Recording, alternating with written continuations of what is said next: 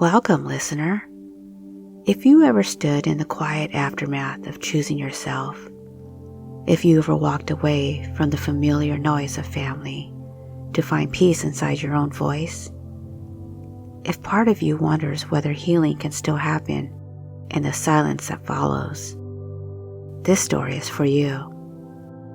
So go ahead, take a slow, deep breath in, and as you exhale, let everything you've been holding begin to settle.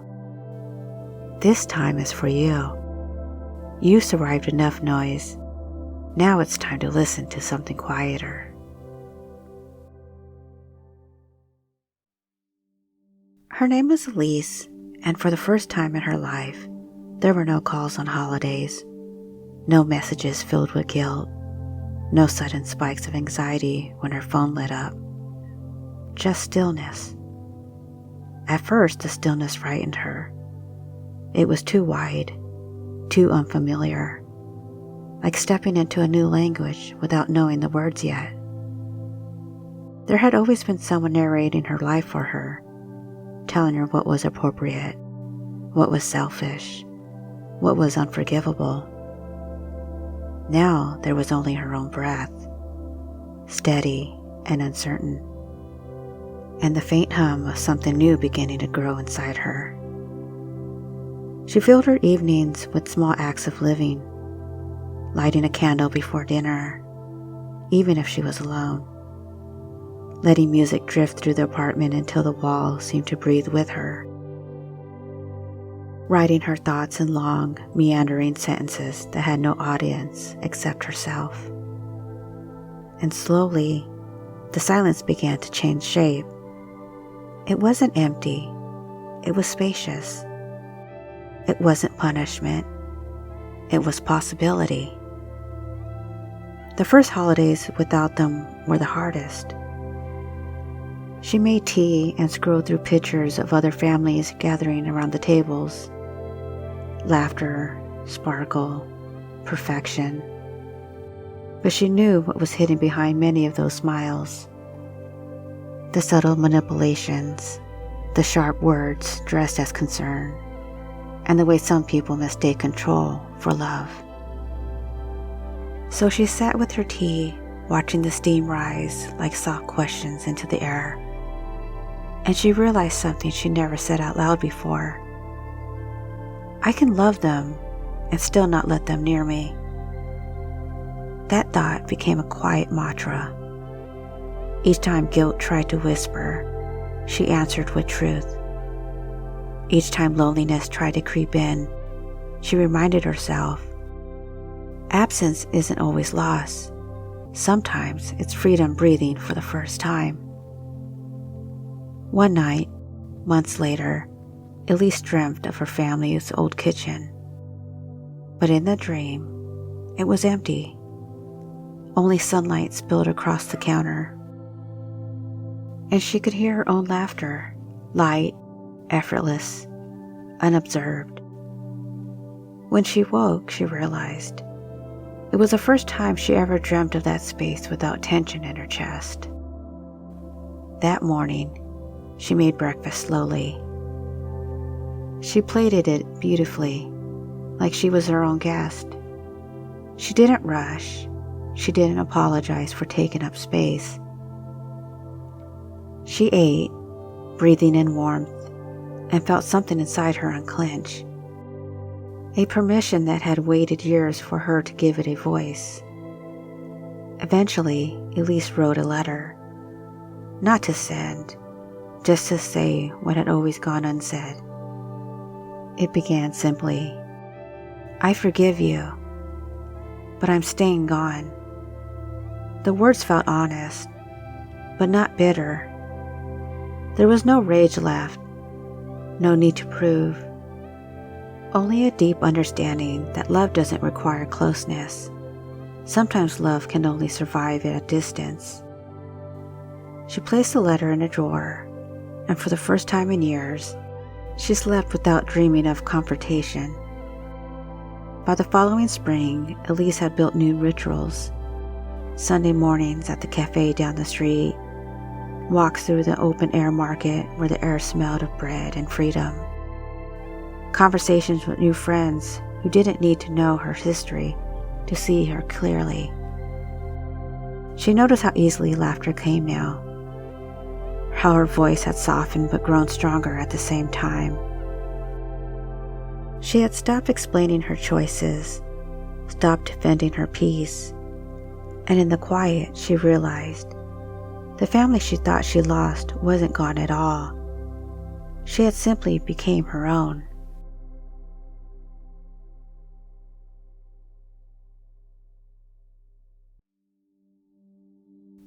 So now, take another deep breath in, and as you exhale, feel the space around you soften. You don't have to hold the past right now. You don't have to carry the stories that were never yours to carry. Imagine that each inhale brings in light, and each exhale releases old echoes that no longer belong to you. You've already done the hardest part, choosing peace. Now, you're learning how to live inside it. Let your shoulders drop. Let your mind loosen its grip on old names, old roles, old expectations. You're not abandoning anyone. You're returning to yourself. And as you drift deeper into the calm, you might notice how natural it feels to exist without needing permission. How soft life begins when you stop trying to earn love from those who cannot give it freely. There's a quiet rhythm beneath your breath now. Steady, safe, whole. Let it cradle you, because this, right here, is what freedom feels like. Take a slow, steady breath in, and as you exhale, notice how the body begins to settle. The story you just heard is still echoing somewhere inside you. Not as words now, but as sensations, soft and spacious. You might notice the way your breathing has already changed, how your body seems to be remembering what safety feels like. The air around you holds you. You don't need to do anything to deserve it. You don't have to perform calm. Just allow it to arrive. Let your eyes close if they haven't already, and imagine yourself surrounded by soft, invisible warmth. Not a wall, not a shield, just an atmosphere of ease that says, you can rest now. The past has no claim on this moment. Every inhale draws you deeper into yourself, and every exhale releases what was borrowed, imposed, or inherited. You are allowed to stop carrying the family that never carried you. As your awareness begins to drift inward, you might sense the faint hum of old voices, fragments of phrases, the tone of someone's disapproval, the heavy silence that used to follow your truth. You don't have to fight those echoes. Just imagine them dissolving, like dust sinking into the ground in a sunlit room. Their power ends the moment you stop repeating them. And you can stop right now. Let the body know we're safe here. Let the nervous system know we no longer need to brace for impact. There's no one left to impress, no apology to give. Notice how, as you breathe, your spine begins to soften. Your jaw releases. The tongue rests gently at the roof of your mouth. Even the small muscles around your eyes begin to loosen, like curtains opening to let the light in. Every breath deepens this letting go. Imagine yourself walking along a quiet corridor of light. The walls shimmer slightly, as though made of memory. Each step forward takes you deeper into your own peace. And as you walk, you begin to notice there are doors on either side of you. Behind some, you can feel the pull of old stories, arguments, obligations, expectations.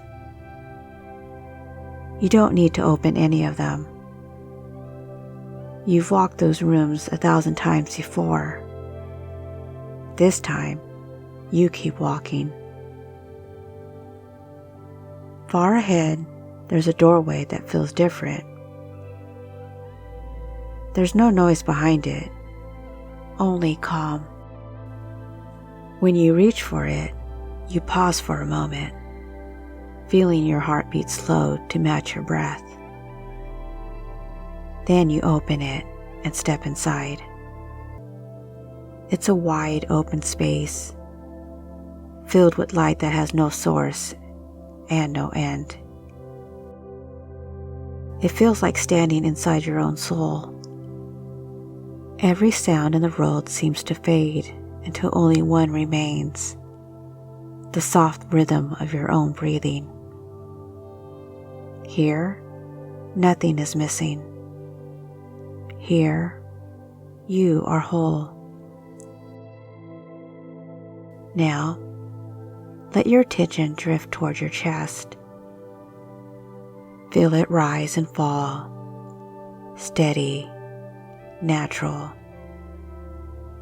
Inside that movement, there is something ancient. A rhythm that was always yours, even when life became too loud to hear it. Imagine that rhythm spreading outward now, through your shoulders, your arms, down through your hands, into the space behind your heart, your abdomen, your hips, your legs, all the way to the soles of your feet. With every breath, the signal deepens. I belong to myself now. I belong to peace. The mind might still try to speak, but the body knows what truth feels like. You can trust it. You can let it lead you home now. Somewhere deep inside, a voice, quiet and unwavering, begins to speak. Not the voice of fear or guilt or explanation. The voice that has always waited patiently beneath all that. It says, I am not the roles they gave me. I am not their silence or story. I am the space that remains after everything untrue has fallen away. Let those words ripple through you. You don't have to repeat them out loud. Just feel them settling into the tissue, like gentle warmth flowing through every cell. This is what reclamation feels like. Not rebellion, but return. Not running away, but walking towards yourself. Every moment of quiet you allow now rewires something deep inside: the nervous system, the heart, the story. You are teaching your body that peace is not absence, it's presence without pressure.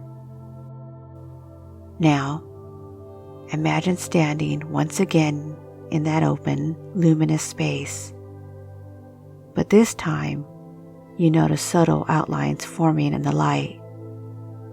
A table, a chair, a window. The beginnings of your new life taking shape. Nothing rushed, nothing forced. Just the gentle unfolding of what's next. You reach for a pen that's resting there, and in the soft air before you, you begin to write invisible words. I choose peace without guilt. I choose connection that nourishes. I choose solitude that heals. I choose me. As you write, those words dissolve into the air and become part of your breathing, circulating through you like quiet strength. And now, very gently, begin to feel the world returning. The weight of your body supporting beneath you, the sounds of the room, the air touching your skin. There's no need to rush. Let the awareness return the way dawn touches the edge of night, slowly, kindly, completely. When you're ready, take a deeper breath. Feel it expand through your ribs, your shoulders, your throat. And as you exhale, imagine sealing in everything you've reclaimed tonight. Every piece of calm, every drop of sovereignty, every ounce of self-love. When you open your eyes, know that the silence you found within you will travel with you into every space you enter. You don't have to explain it. You don't have to live it. Because now you know peace isn't what you get from them. It's what you've been all along.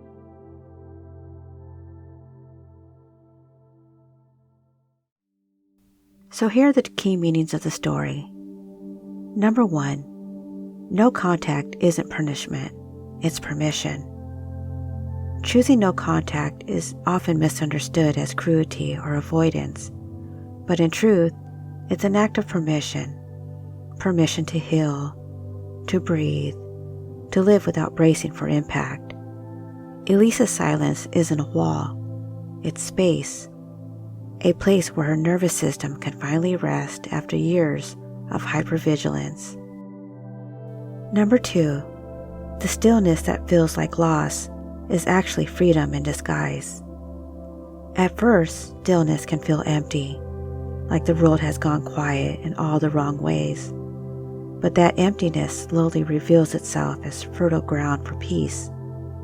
It's not loneliness, it's the unfamiliar sound of your own voice returning. Number 3, forgiveness without reunion is still forgiveness. Elisa's unwritten letter marks a profound truth. Forgiveness is not a doorway back to those who harmed us. It's a closing of a loop within itself. True forgiveness doesn't require an audience. It's an act of internal release, not reconciliation. Number 4, self-parenting replaces the missing nurture. The rituals Elisa creates, lighting candles, writing in silence, plating her own meal beautifully, symbolizes the reparenting. They are not random acts of comfort. They are her body remembering how to care for itself after a lifetime of emotional neglect. Number 5. Love can exist at a distance. The story redefines love as something not measured by proximity or contact, but by honesty. Sometimes love is maintaining distance so compassion can survive. Boundaries in this context are the purest form of love, for both self and other. Number 6. The body holds the truth the mind tries to deny. Throughout Elisa's journey, her body becomes a compass, the absence of tension, the calm breath, the release in her jaw. Each signal is a quiet truth. She is safe now. Healing isn't something she thinks her way into. It's something her body finally believes. Number 7. Identity beyond roles. Family systems often assign roles: the fixer, the scapegoat, the caretaker. In no contact, Elise begins to dissolve these inherited identities. She is no longer the steady one, the responsible one, the forgiving one. She becomes someone new, authored by choice, not obligation. Number 8. Silence is not the end of connection. It's the beginning of authenticity. By choosing silence, Elise ends false forms of connection.